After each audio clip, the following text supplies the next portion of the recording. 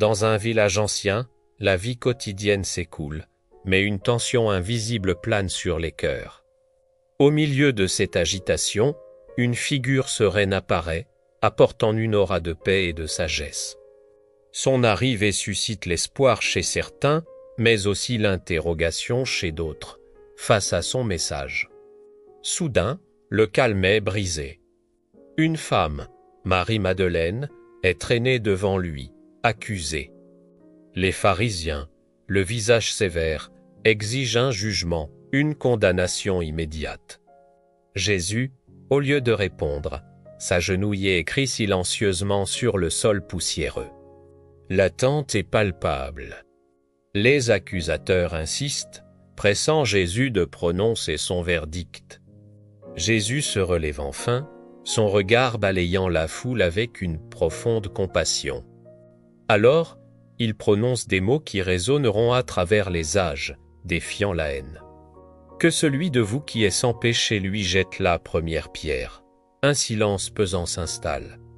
Les accusateurs, un par un, baissent la tête, réalisant. Leurs propres imperfections leur reviennent en mémoire et la tension se dissipe. Jésus se tourne vers Marie-Madeleine, son regard rempli de bienveillance. « Femme, où sont ceux qui t'accusaient ? Personne ne t'a-t-il condamné ?» Elle répond, la voix tremblante, « Non, Seigneur, personne. » Alors Jésus lui offre la grâce, un nouveau départ, un chemin vers la rédemption.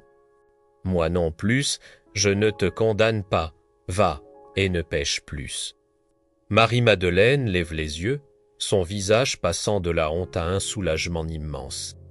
Une lumière douce l'enveloppe, symbolisant son pardon et sa nouvelle chance. Jésus se tourne vers les quelques témoins restés pour partager l'essence du pardon. Il explique l'importance de la compassion, de la non-condamnation et de l'amour. À travers des paraboles simples, il illustre la puissance transformatrice du pardon. Plus tard, Marie-Madeleine est vue, transformée, rayonnante de paix et d'espoir.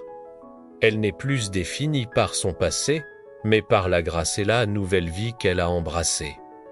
Jésus continue son chemin, laissant derrière lui un message intemporel d'amour et de pardon. Le village, imprégné de son enseignement, respire désormais l'espoir et la rédemption. Le pardon est une force puissante, capable de transformer les vies et de guérir les cœurs. Il nous invite à la compassion, à la miséricorde et à la non-condamnation. Un message éternel pour un monde en quête de paix.